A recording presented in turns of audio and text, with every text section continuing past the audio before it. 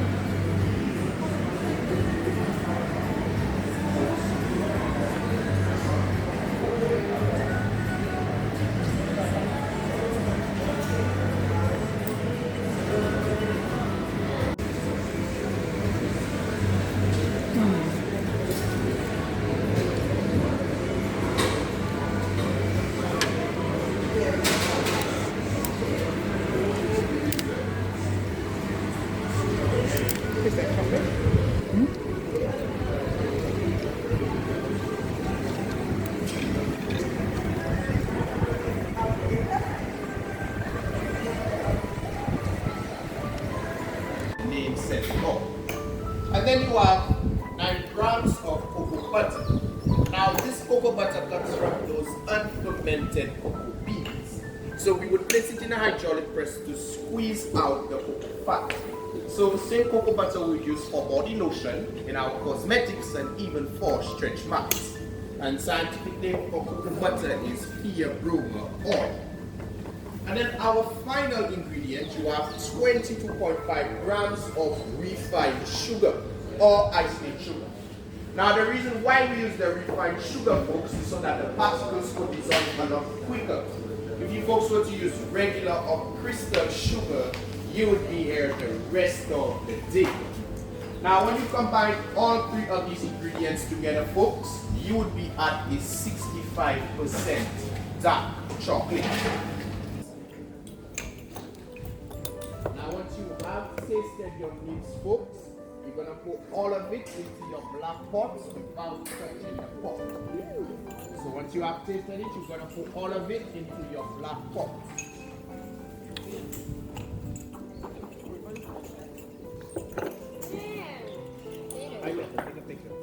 Alright, you be grinding or stirring.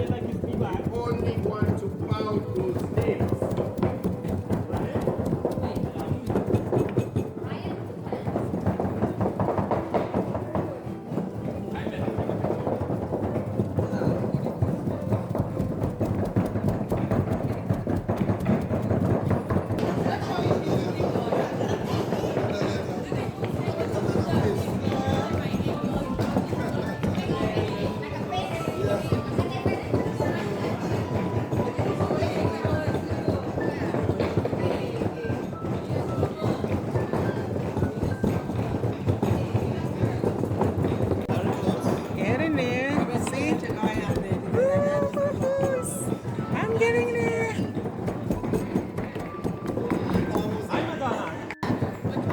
Finally, time to add the cocoa butter.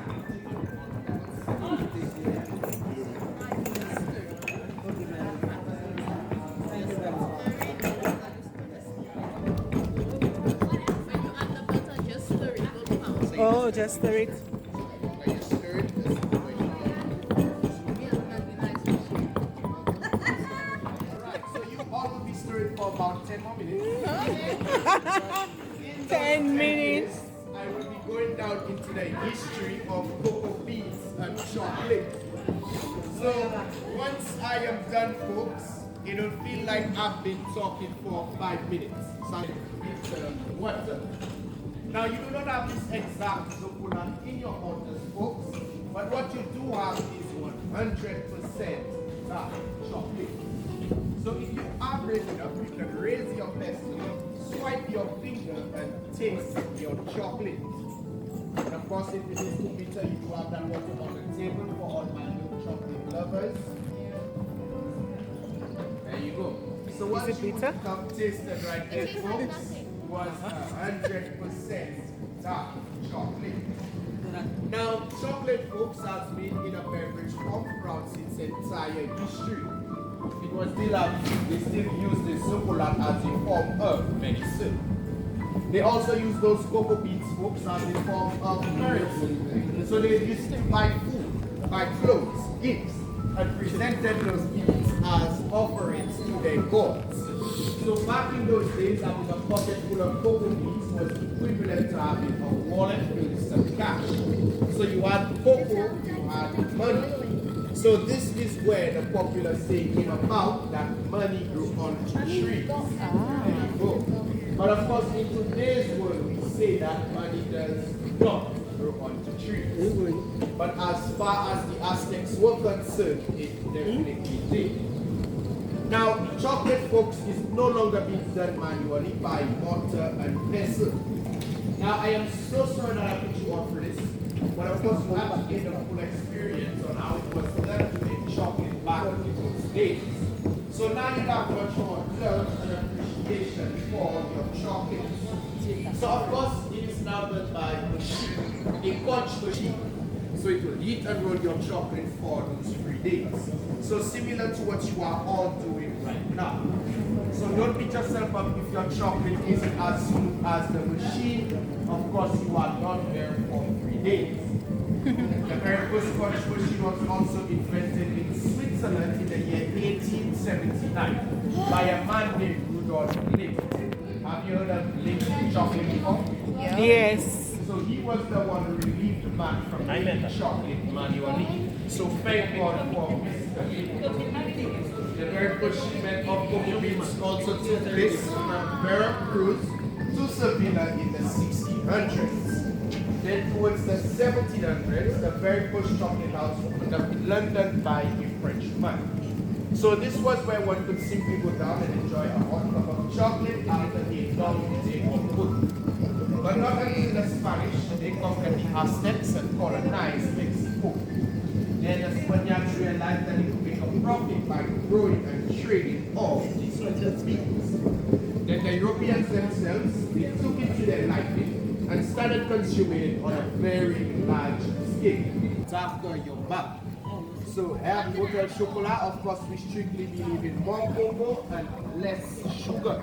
And we also have it printed on our walls and also on our bags. But no judgment from me. You can add in the entire jar of sugar if you like. Don't forget what it means chocolate if you added all the sugar. So if you were to add in all of your sugar, you would be at a 65% dark. How much sugar do you need? So it is 95% dark chocolate. 65. But I did not add all my sugar, so if No, you think you add boys. I did, yeah, so I did not add all. How many percent?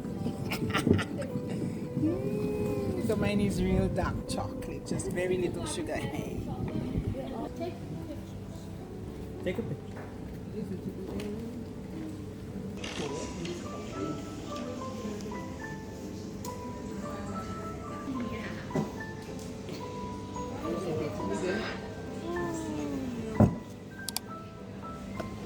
You overfill it. Top of your chocolate bar. Wait, what's So this? once you are done, you seal off your chocolates with your lid.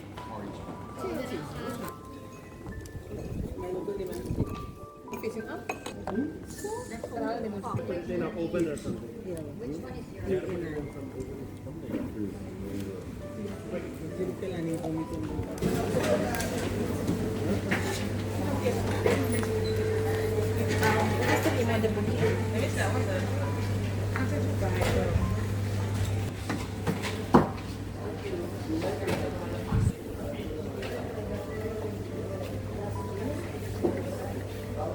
Our chocolate is ready. Yay! Chocolate is ready.